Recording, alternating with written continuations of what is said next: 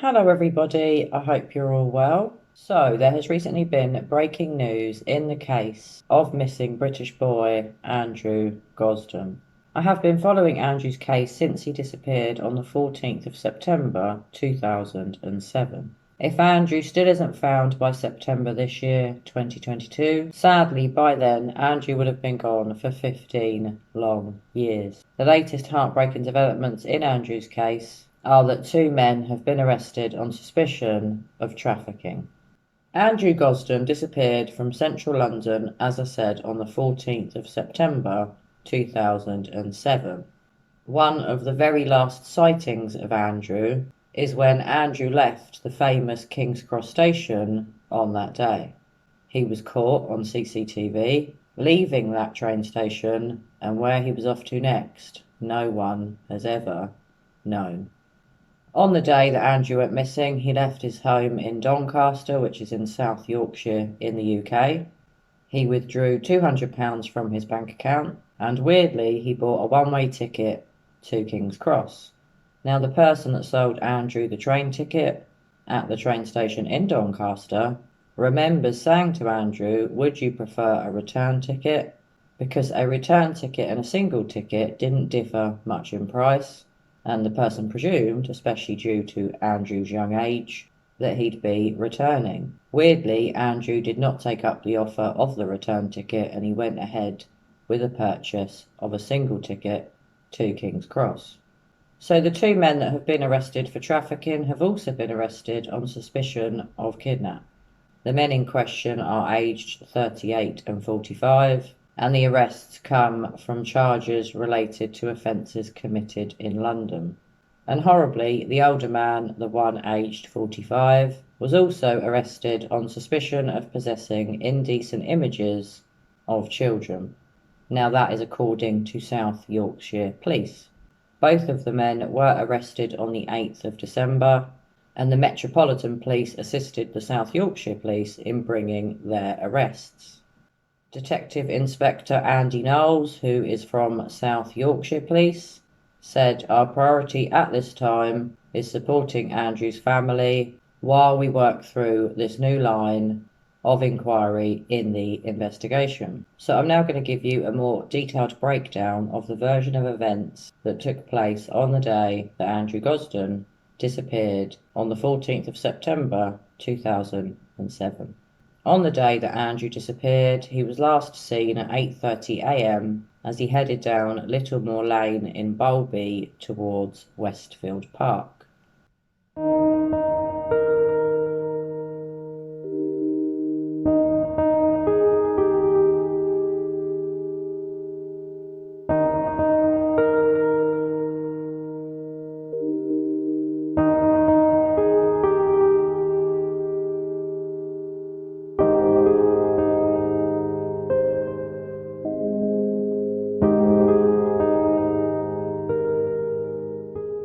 His parents had noticed that he was in quite an irritable mood on the day of his disappearance. Andrew got ready to go to school as normal, and as far as his parents were concerned, he had gone to school. But Andrew had not gone to school. Andrew went and sat in a local park and patiently waited until he knew his parents would have left for work. Once Andrew knew the coast was clear, he returned to get changed. He got changed into jeans and a slip-knot t-shirt, and it's very interesting to note that he left £100 that had been given to him for his birthday in his bedroom. It is also worth noting that Andrew took his PSP game console, but Andrew did not take his charger. Could that indicate that Andrew was only making a short trip? Andrew also took his house keys and wallet, but he did not take his passport. He then removed £200 from his bank account, and without leaving a note for any of his family members, he left to go to Doncaster train station. He bought a one-way ticket to King's Cross train station in London. Andrew boarded a train at approximately 9:35 a.m, and the train was due to arrive at King's Cross at 11:20 a.m. CCTV captured Andrew arriving at King's Cross, And tragically, Andrew has never been seen again.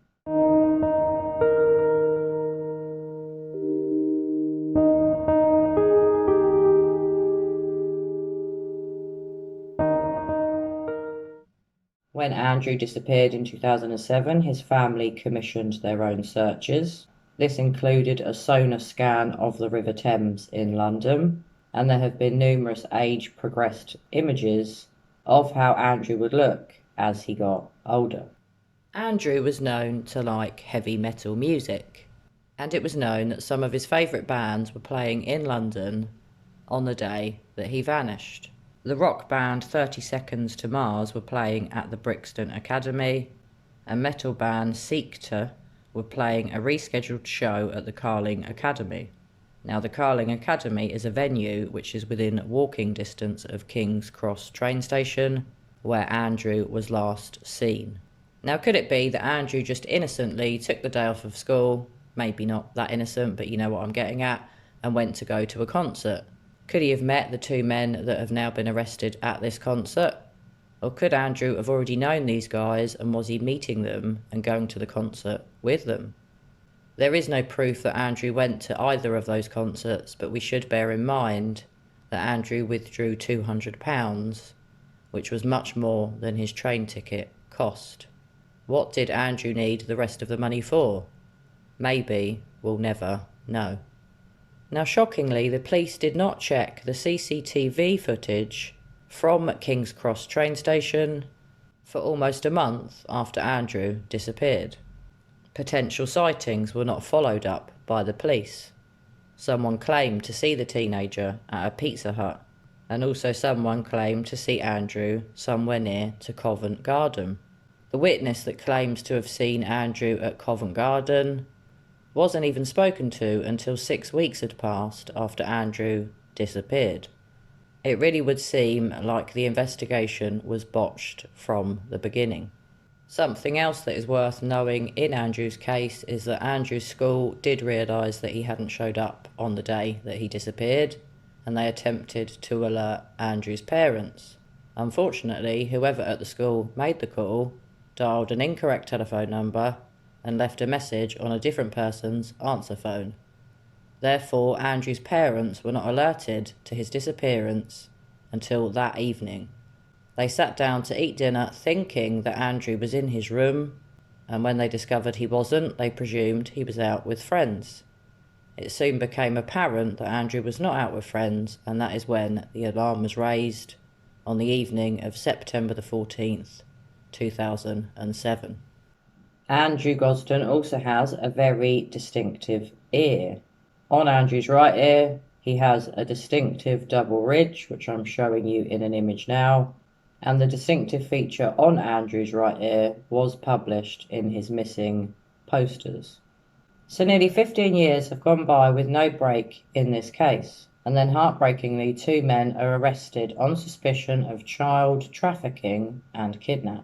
As much as I really want to know what happened to Andrew, it's extremely difficult to give it too much thought now we know why 2 men have been arrested. It would seem that Andrew was trafficked. An innocent 14-year-old boy with his whole life ahead of him. How horrific and how awful. When Andrew disappeared back in 2007, he was not known to have a mobile phone. He did not have a laptop. He didn't have a PC, and he didn't have a notebook. It would appear that Andrew did not have access to the internet. But then how did Andrew meet these people in London? Or was it not pre-planned? Did Andrew have a bit of a weird thought of I'm going to go to London for the day? And did Andrew never return because he came across these 2 men? It certainly is a plausible theory, but it's also probably more plausible that Andrew had met these men prior to leaving for London on the day that Andrew disappeared. Now, I can just about remember being a teenager, just about, and I'm pretty sure that some teenagers might have a mobile phone and their parents don't know about it. Maybe Andrew had met someone in Doncaster where he lived, and maybe Andrew horrifically was being groomed. If that is the case, it could be that whoever was doing the grooming gave Andrew a mobile phone. It is something that is known to be done by these sort of predators, and it's really heartbreaking to think What on earth happened to Andrew Gosden? I really hope that Andrew's out there somewhere. There was talk of Andrew still being alive when someone on an online forum claimed to have gone missing in 2007. The name of the online user was Andy Rue, and that was a known nickname that certain family members used for Andrew. Now, could it have been a sick joke or a sick hoax? Or could it have really been Andrew and he is still out there, alive, somewhere? I live in hope that Andrew is out there somewhere. He would be 28 years old now, a fully grown man. He has a sister and a mum and dad that want to know where he is, and there must be other family members and friends that are also desperate to know where Andrew is. I really hope that Andrew is alive, and I really hope that he hasn't come to harm. Sadly, it's very likely that Andrew is no longer alive. If Andrew was really trafficked and kidnapped, the outcome probably wasn't a good one.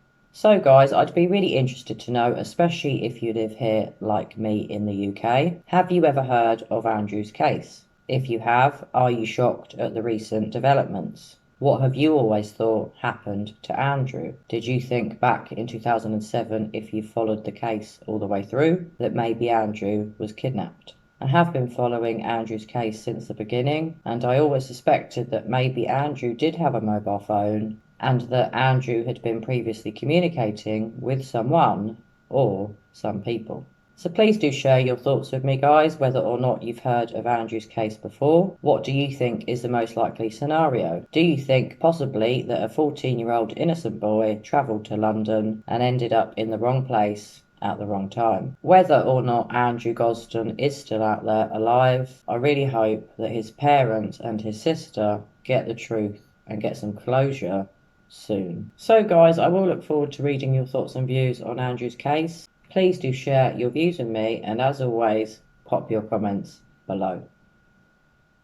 As always, guys, I hope you're all well, and as always, I'm going to be back with you all very soon for another true crime video. Bye for now.